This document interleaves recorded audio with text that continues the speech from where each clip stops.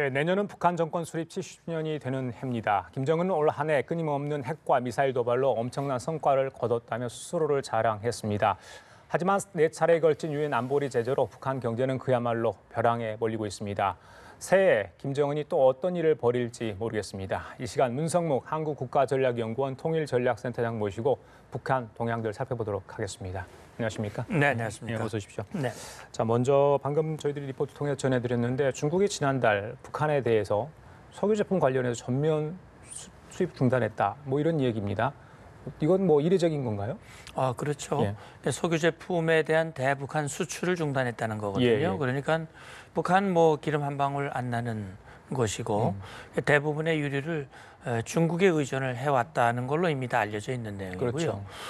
물론 유엔 안보리 제재 결의로 해서 북한에 대한 그 원유 공급이야 뭐 중단하지 않았지만 전체 원유 공급 양을 이제 이번에 이제 정했고 예. 특히 수출품 석유류 제품에 대한 대북 수출을 이번에 제한을 했는데 유엔 안보리 2397호에서 그런데 그 이전에 이미 벌써 한 달 전부터 중국이 대북 제재, 특히 석유 제품 수출을 전면 중단했다라고 하는 것은 물론 중국 측 발표를 뭐 얼마나 그대로 믿을 수 있을는지는 모르겠습니다만 어쨌든 이건 상당히 이례적인 일이 아닐 수도 없다는 생각이 들고 방금 보도에도 나왔습니다만 과거에 북한이 2003년에 북한을 육자회담, 중국이 주관하는 육자회담의 자리로 유도하기 위해서 북한을 압박하는 차원에서 원유 수출을 3일간 다시 말하면 북한으로 들어가는 송유관을 3일간 일시적으로 잠근 적이 있었지요. 그런 얘기인데 아마 그래서 그때 북한이 김정일이 살아있을 때 육자회담에 나와서 이제 9.19 성명이라든지 이런 비핵화를 전제로 한 합의들을 했었던 전례가 있는데 이와 같이 중국이 이런 석유 제품의 중단을 적극적으로 시행한 것은 중국은 뭐 그동안 누차 얘기했듯이 우리는 유엔 안보리 대북 제재 결의를 성실히 이행하고 있다라고 하는 것을 보여주기 위한 그런 조치의 일환일 수도 있고 역시 중국도 북한에 대해서 핵실험하지 마라, 또 미사일 쏘지 말라 이렇게 요구를 했지만 북한이 듣질 않고 있거든요. 거기에 대한 어떻게 보면 압박 조치의 일환이라고 볼 수 있습니다. 알겠습니다. 이 즈음에 대북 결의안이 2397호가 나온 이후에 이런 보도가 나온 것들이 왜 나왔는지 그런 의미를 좀 분석을 해봐야 될 것 같고요. 지금 이제 김정은의 핵실험과 미사일 도발로 스스로를 위협하는 그런 행위를 했잖아요. 근데 이걸 뭐 자랑으로 떠들고 있는 상황인데 북한 경제가 지금 4차례에 걸친 제재로 해서 굉장히 어렵다 이런 이야기가 나오고 있습니다. 북한이 과연 언제까지 버틸지 여러 가지 통일부도 내년 전망을 하긴 했습니다만 우리 센터장님 보시기에 어떻습니까? 그러니까 이제 버틴다고 하는 것이 어떤 의미냐?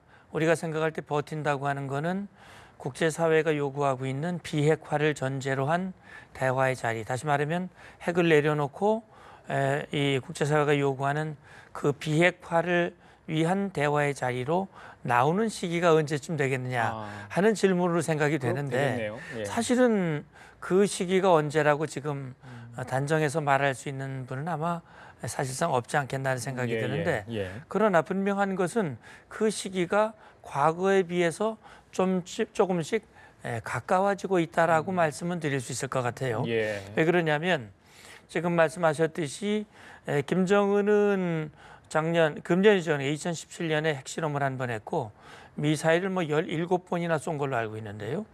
이렇게 이딴 핵미사일 도발을 역시 김정은의 업적으로 포장하고 있거든요. 사실 국제사회 대북 제재가 작년 유엔 안보리 2270호부터 강력한 그런 제재가 시작이 됐고 그 가시적인 이 효과들이 지금 나타나고 있는 걸로 국제사회 또 정보통들도 그렇게 분석을 하고 있거든요.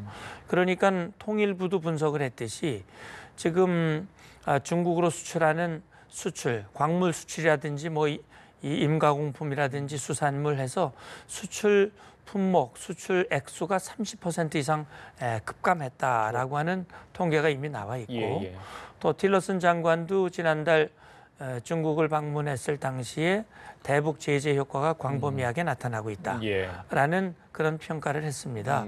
따라서 지금 북한이 뭐 세포 대회라든지 이런 걸 통해서 내부 결속을 다지고 핵미사일 개발을 이 업적으로 선전하면서 국제사회의 대북 제재는 불법이고 부당한 것이다.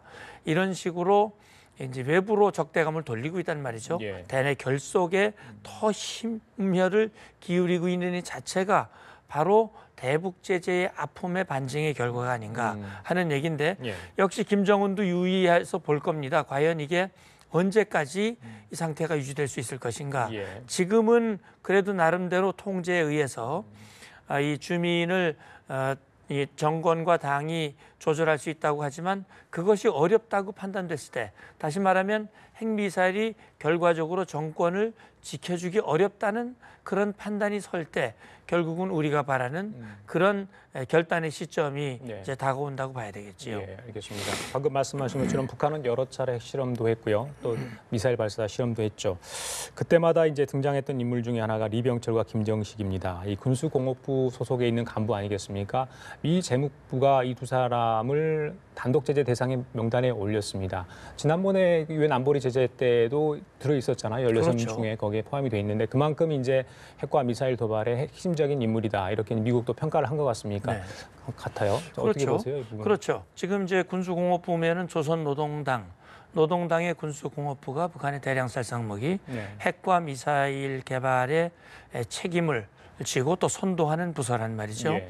지금 말씀하신 김정식이나 리병철의 경우에는 이제 부부장급인데 예. 부부장급으로서 김정은의 미사일 발사 시마다 수행을 했던 인물들이고 이번에 이제 미국이 지목했을 때 이유로 제시한 것이 김정식의 경우에는 지금 북한의 미사일이 대부분 액체 연료로 되어 있습니다. 예.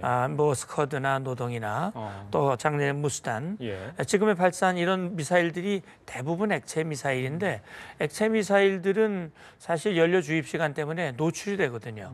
그래서 고체화를 지금 하고 있습니다.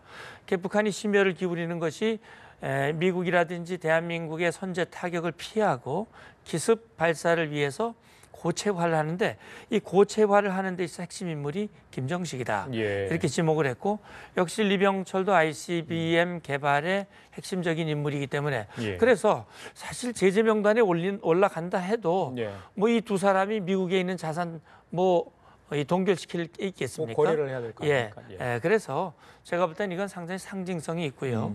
지난번 제재 명단에 올랐지만 그 후에 추가적인 도발들이 있기 때문에 예. 그 도발에 대한 제재 조치로서 이번 명단에 올라간 것이 아닌가 이렇게 생각이 됩니다. 예. 내년이 이제 북한 정권 수립 70주년이 되는 해죠. 통일부가요, 이 북한이 출구를 모색할 것이다. 대미 협상과 대남 관계 개선을 모색할 가능성이 있다. 이런 분석을 내놓았습니다. 글쎄요, 다분히 조금 뭐 희망적이라 할까요? 어떻게 보면. 그런데 지금 상황에서 봄이 오겠는가 이런 이제 좀 비관적인 전망하는 분도 있습니다. 어떻게 맞습니다. 보세요? 예, 우리가 기대하는 봄이 오기는 아마 쉽지 않겠지만 봄과 같은 분위기를 만들기 위한 북한의 시도는 있을 수 있다는 거죠. 그걸 우리가 말할 때는 위장 평화 공세라고 얘기를 하는데 북한이 늘 어려울 때마다 출구로 사용했던 것이 바로 남북 관계입니다.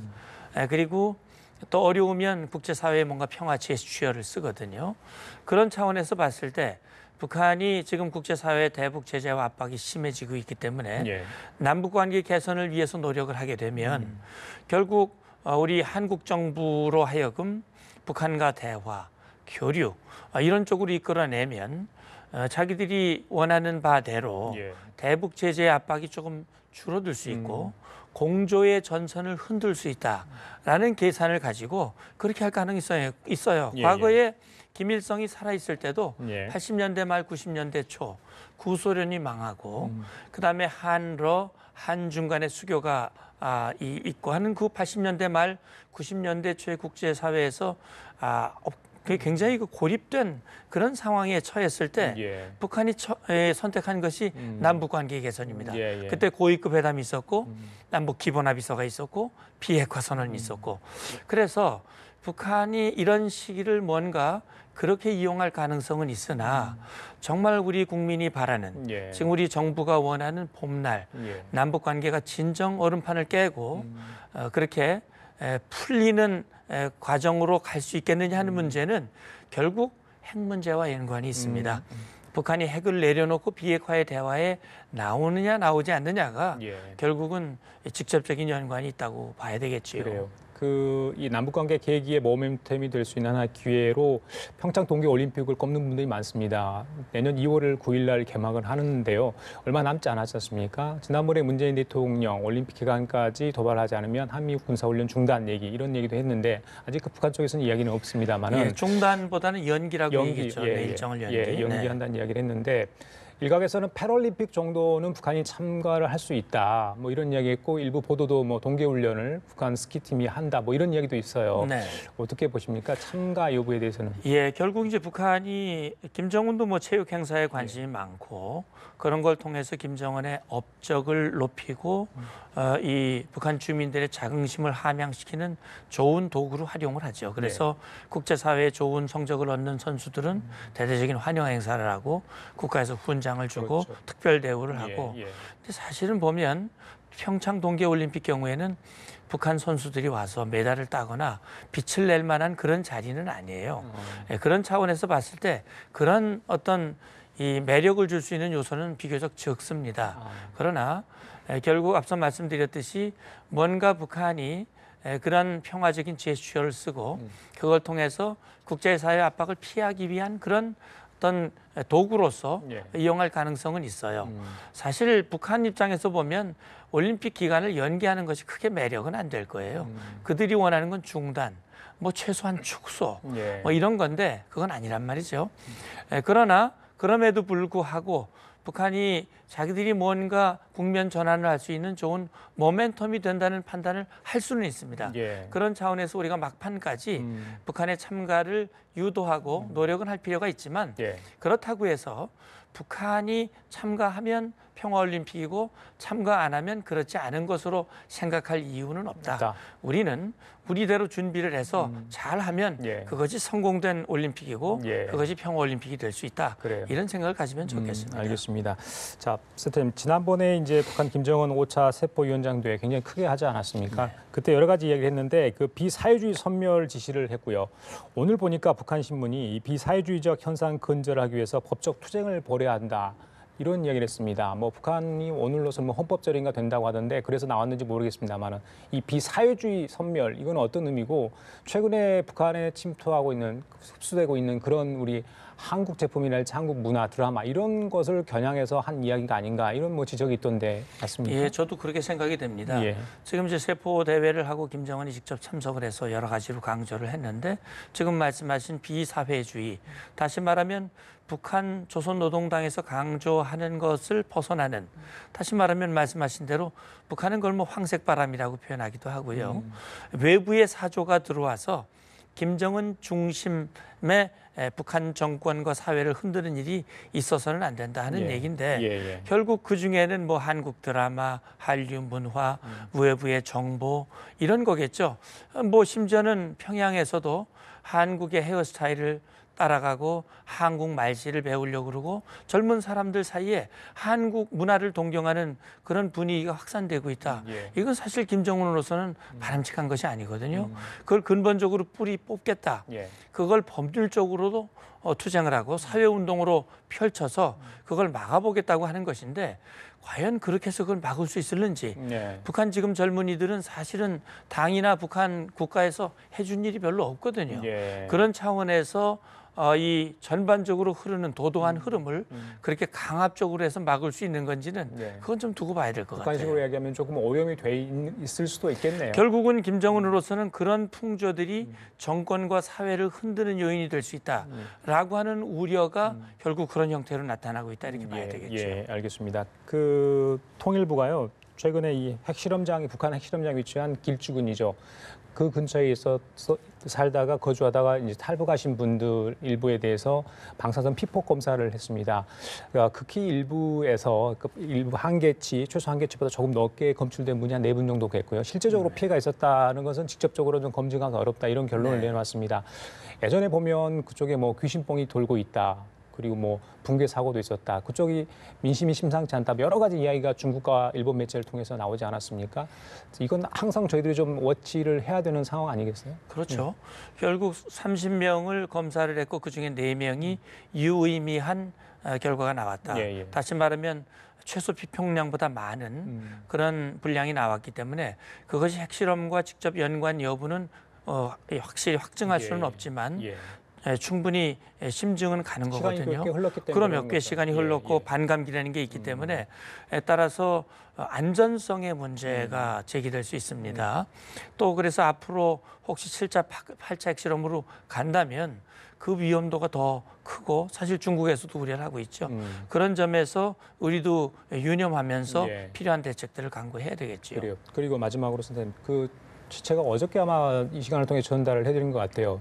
그 일본 매체에서 중국군하고 주한미군 사령부하고 접경 지역에 이제 한 라인을 개설할 예정이다. 지난번에 이제 미중 정상회담 때 이런 얘기가 있었다. 이렇게 보도를 했는데 중국 관영 매체에서는 이걸 강력히 부인했습니다. 뭐 일본 쪽에 뭐 전략 비슷하게 해가지고 뭐 속셈이 있다. 이거를 뭐 네. 전략적으로 이용하기 위해서 이런 걸 만들어냈다. 일부러 가짜 뉴스다. 이렇게까지 이야기했는데 중국이 좀 민감하게 반응한 이유가 있을까요? 예, 그럴 겁니다. 아마 뭐 일본 언론의 보도 또 중국은 부인하는 보도가 예. 나왔는데 예. 어떤 것이 맞는 것인지 지금으로서는 우리가 확인할 방법은 없습니다만 어쨌든 중국의 반발 이유는 중국과 북한을 이간질시키고자 하는 그런 악의적인 가짜 뉴스다라는 거거든요. 사실 중국으로서는 북한이 밉지만 그렇다 중국을 버릴 수가 없기 때문에 결국 이 뉴스가 사실화되고 이것이 북한의 반발로 이어지는 것을 아마 우려한 그런 조치가 아닐까 생각합니다. 예, 알겠습니다. 자, 지금까지 문성묵